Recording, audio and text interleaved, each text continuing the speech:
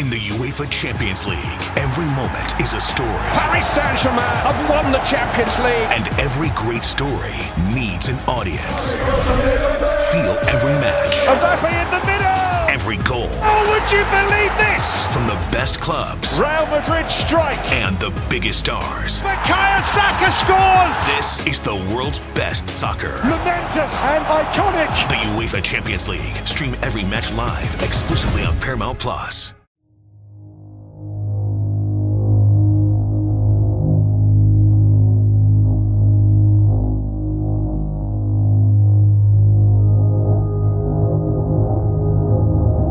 If she can't sleep, we can't sleep. It's been a nightmare. Yeah, a nightmare. Having coffee were Nina and Case. Nina, the mother who can't sleep.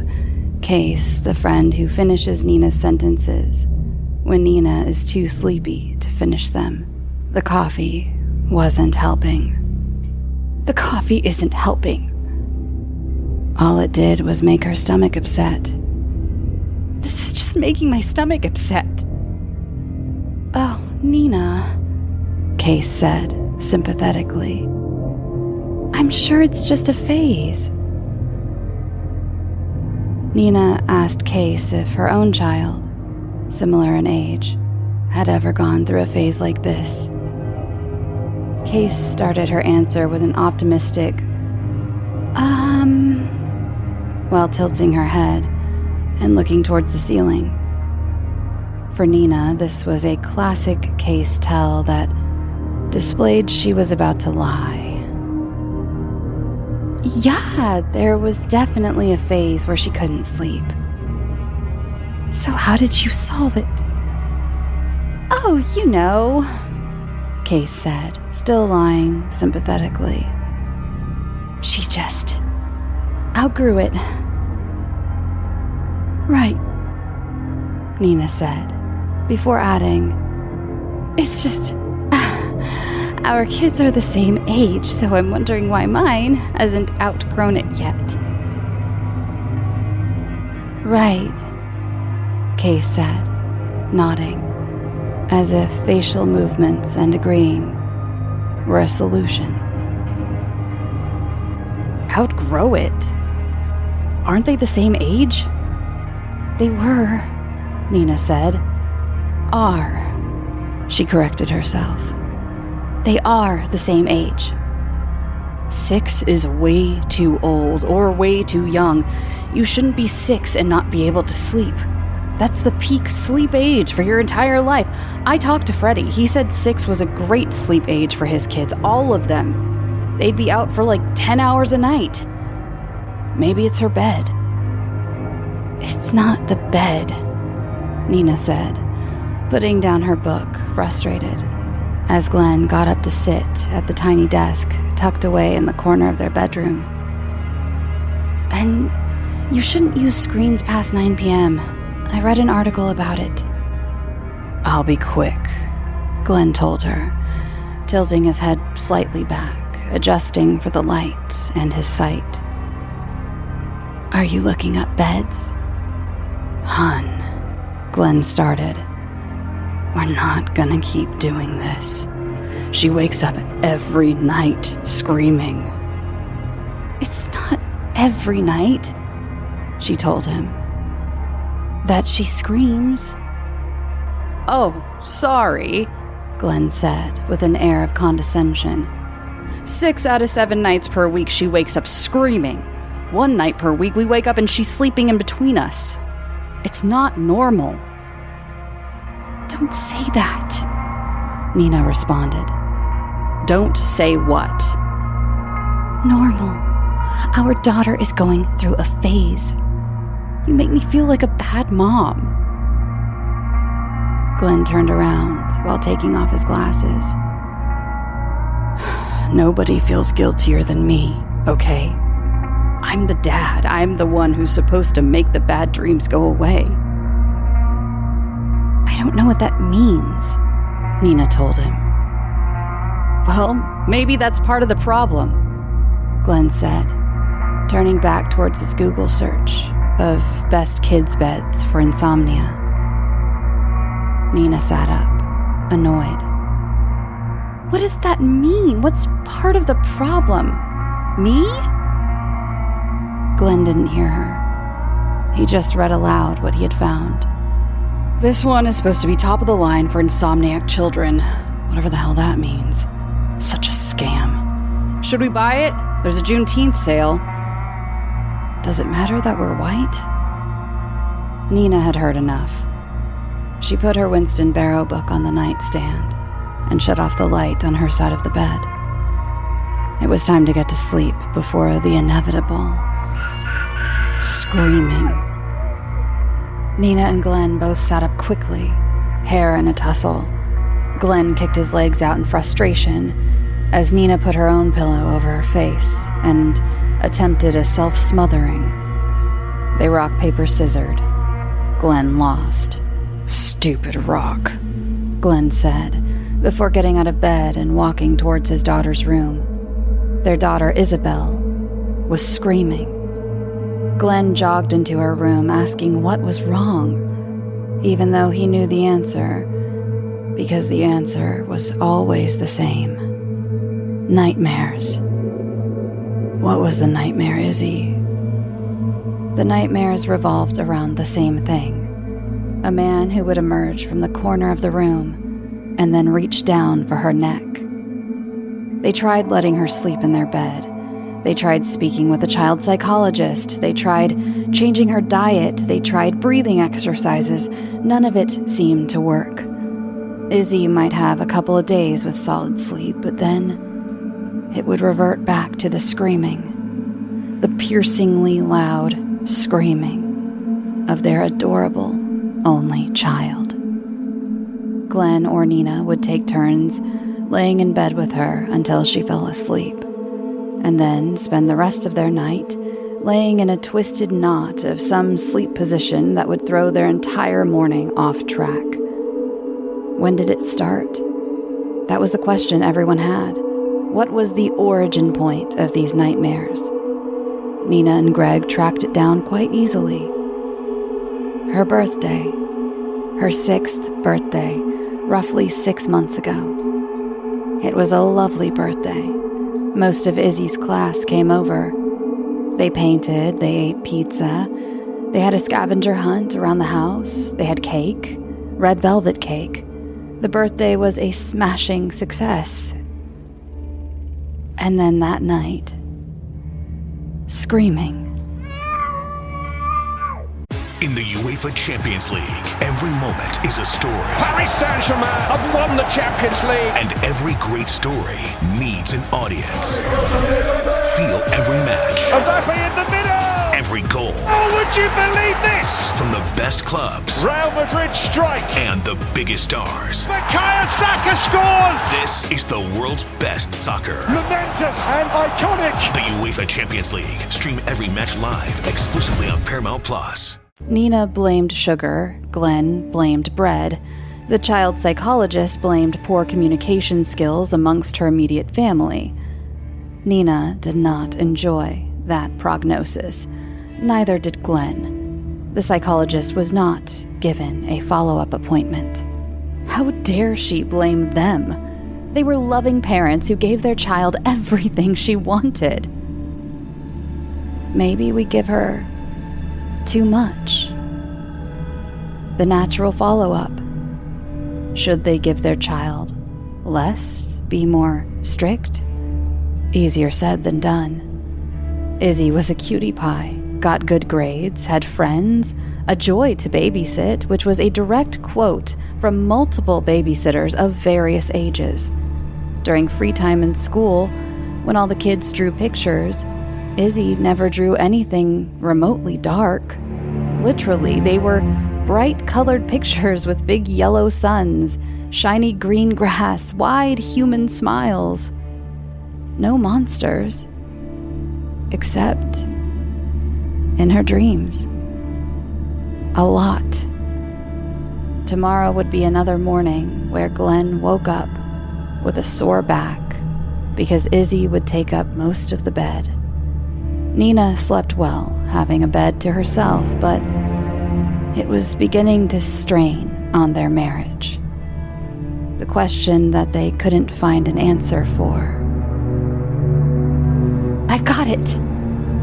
This is what Case said as she grabbed Nina's shoulders from behind while waiting in line to get tickets for a new movie called 50 Shades of Grey.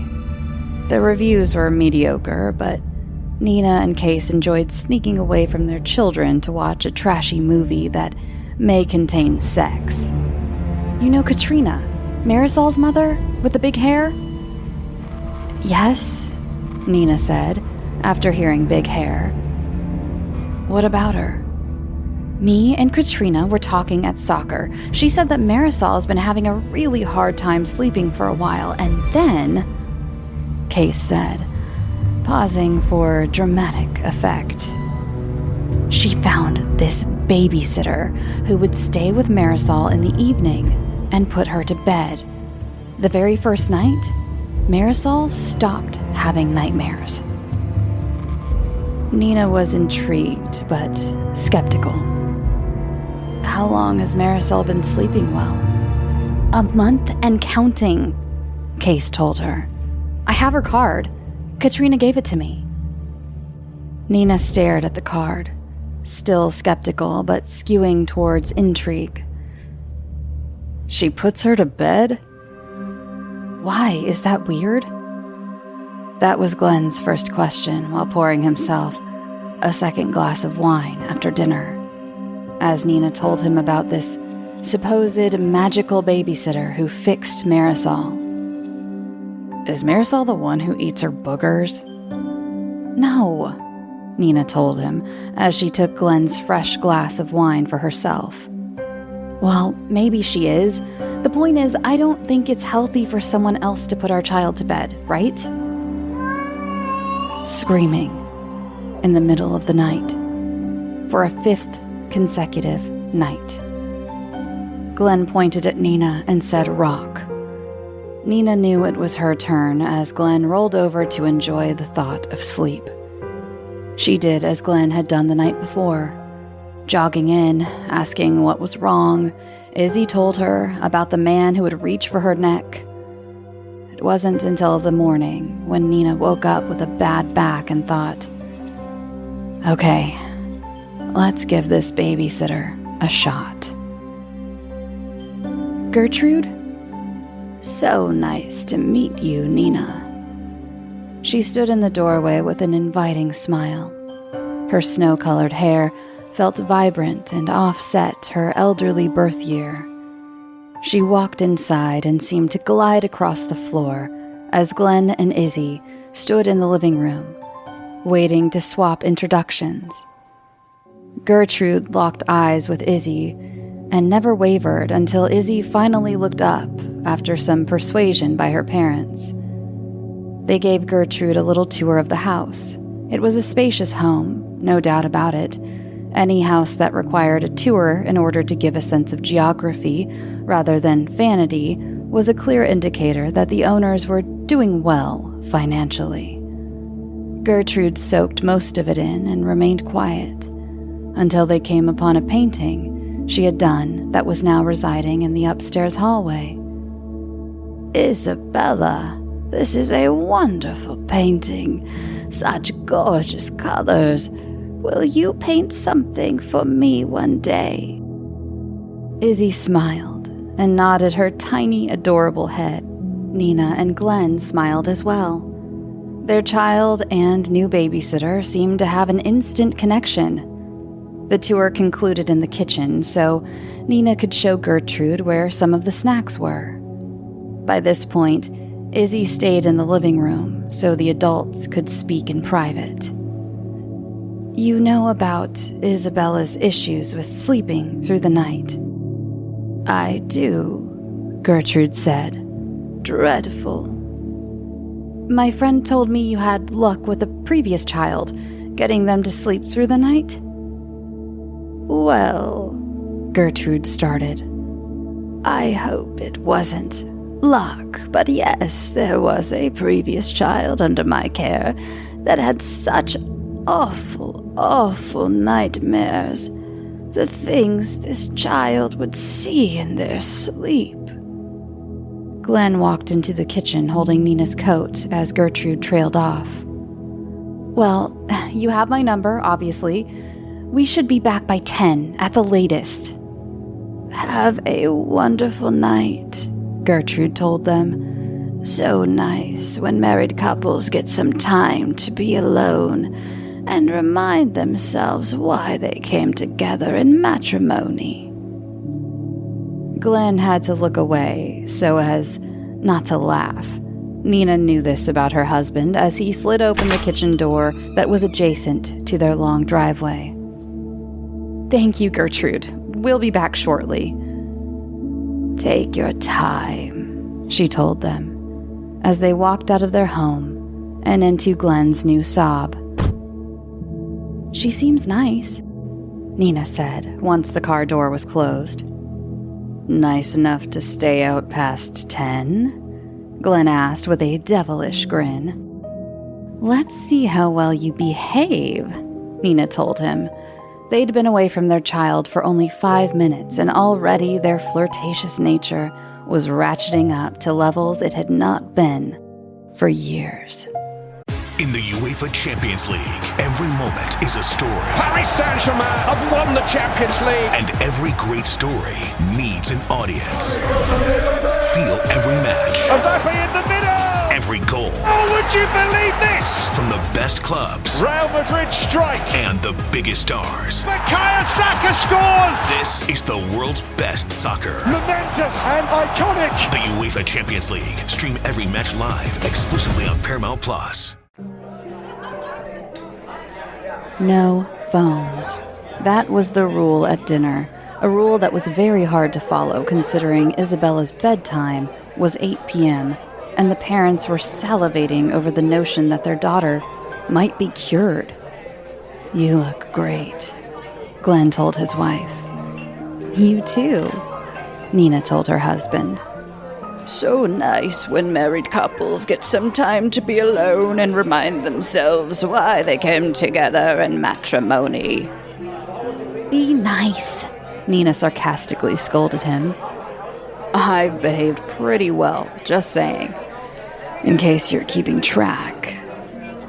We haven't even finished the appetizers, she responded.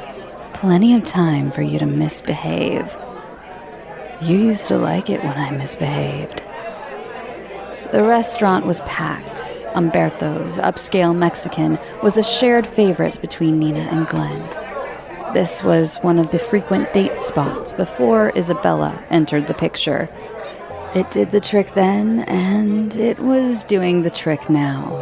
Battling the conditions known as too much Mexican food, the married couple made a pit stop in a parking lot of a dive bar. That was, once upon a time, a location that made them feel young and immortal. Tonight, it was a place they were pretty sure no one would catch them rekindling their romance. It was delightful, nostalgic, and brief. Nina checked the time, 10:23. Would their glorious date night end on a high note, or have it come crashing back to reality with a screaming child in the middle of the night? Gertrude was quietly reading in the living room when they arrived. The book was small, with a light green cover. They asked how Isabella behaved. Darling, just darling, Gertrude beamed. You have a special child in this house. Glenn took out his wallet, and Gertrude put her hand on his. Oh no, please, this was my pleasure. Nina and Glenn simultaneously pleaded with her to take the money, but she persisted. That's not why I do this. Money has never been my currency. The smile in a child's eye, that's all the reward I'll ever need. Gertrude put on her coat and walked towards the door. Can I at least give you a ride home? Glenn said. It's cold out. Let me at least do that for you. Thank you, but I quite like the night. Allows the mind to breathe. And just like that, she was out of their house. Now, the question became, would Izzy sleep? Sunshine. Nina saw sunshine sneaking through her window shades. She sat up. Empty bed. Not empty, just her and Glenn. Izzy? Not here. It worked. Nina began to shake Glenn. He made a gurgling noise. Nina stepped up her wake-up by straddling his back and karate chopping his shoulders. It worked! Glenn sat up. His bloodshot eyes corroborated his wife's assessment. It had, in fact, worked. Isabella was not in their bed, which meant she had slept through the night. They both got up and started to walk out until Nina reminded Glenn that he was naked. He concurred once again with her assessment and then turned around to put on underwear and a t-shirt. Once halfway clothed, they proceeded towards their daughter's bedroom. There she was, sleeping like an angel. 1 week later, and it started to feel like a bad dream. Those months of not being able to sleep, the screaming, the waking up with back pain, all of it was now in the rearview mirror. Isabella seemed to be none the wiser. It was Nina and Glenn who felt so appreciative. Sitting at the breakfast table, tucked away in the corner of the kitchen, they ate their scrambled eggs. Another quiet morning after a long night of peaceful sleep. Isabella had more energy. Nina and Glenn certainly had more energy. Isabella asked if they could build a snowman. Of course, they told her. She ran upstairs to get ready. Glenn turned to Nina, smiling, and asked, "How did she do it? This woman is clearly a magician. Don't you want to know what she did?" "No," Nina said, smiling, sipping her coffee. "Well, I do," Glenn told her. It took a couple of weeks to track Gertrude down. She was in high demand around town, the child whisperer who could stop nightmares dead in its tracks. Gertrude was elusive during the day. It was only on an off night that he was able to finally locate her whereabouts, sitting on the front porch of her house, over on the edge of town, resting alone on a dead-end road, softly swaying back and forth in her rocking chair, reading that same little book with the light green cover. Glenn brought cookies. "If you don't want them, maybe a child you care for would." "Oh," Gertrude told him. "What a lovely gesture, thank you." "Thank you," he said. "Isabella hasn't had one nightmare, not one. It's been 3 weeks. You're a lifesaver, Gertrude. Me and Nina had to know. What did you do? What was the cure?" Gertrude sat her book down. "Glenn," she said, "some things are better left unknown." Glenn smiled, nodded, but he couldn't resist. "Yeah, but I really want to know. Nina, too." Gertrude paused, staring into his eyes. "Do you wish to know the truth about your child?" "Absolutely," he said without hesitation. Gertrude took out a pen, ripped a piece of paper from the back of her little green book, and started to write something down. It was brief. When finished, she handed him the piece of paper. Glenn looked down at it and then back up at Gertrude. "What does this mean?" Gertrude sat back into her seat, softly swaying in her chair, opening up her little green book and humming the tune to a song only she knew. Spanish? Nina was in bed when Glenn handed her the note. Not only is it the cure, Glenn beamed, taking off his pants, but it's also in Espanol. She's making our child a dual linguist. This lady is a magician. What does it mean? Nina asked. I don't know, Glenn said. Who cares? It worked. That's what matters. Nina got out of bed and walked over to the tiny desk where the laptop sat. She began to type as Glenn continued to get undressed. The answer sliced her eyes. Oh my God, Nina said. What? Glenn asked. What does it mean? Sleep, child, sleep now, for the cocoa is coming and will carry you away. Sleep, child, sleep now, for the cocoa is coming and will eat you. When Nina turned around, she was no longer in her bedroom. She was in Isabella's, standing in the doorway. In front of her, on the bed, was Isabella, sitting on the edge. Her eyes were translucent, a cloud instead of a window to the soul. Behind Izzy was a clown holding a knife to Isabella's throat. Choose, he said softly. Nina was petrified. Her entire body was trembling, frozen with terror. What? She said, nearly choking on her own terror. Once again, the clown spoke softly. your life or hers. Choose. Nina raised her palms in surrender. Tears were bursting out of her eyelids. Please, she whispered. Please don't hurt her. The clown very lightly tilted his head down, while his wide red eyes slid up his chalky white forehead. His mouth began to open. A smile, a big, bright red smile. Choose, He said, as a noose lowered from above, attached to the ceiling fan. A chair slid out from Isabella's desk.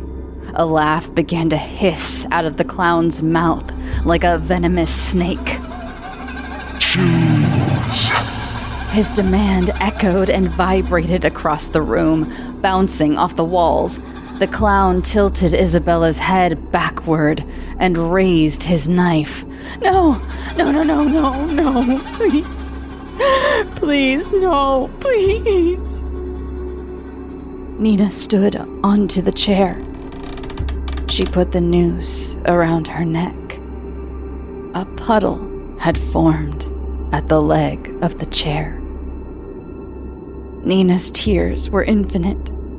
She was staring down at her child. Izzy!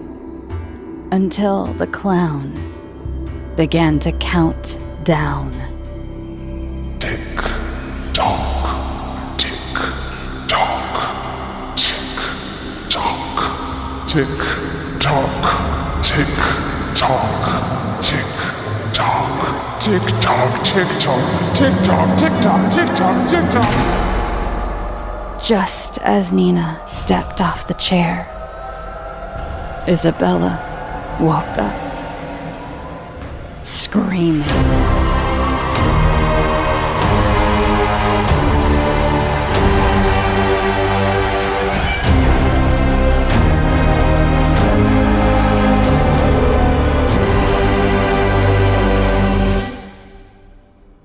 In the UEFA UEFA Champions League. Every moment is a story. Paris Saint-Germain have won the Champions League. And every great story needs an audience. Feel every match. Mbappe in the middle. Every goal. Oh, would you believe this? From the best clubs. Real Madrid strike. And the biggest stars. Bukayo Saka scores. This is the world's best soccer. Momentous and iconic. The UEFA Champions League. Stream every match live exclusively on Paramount Plus.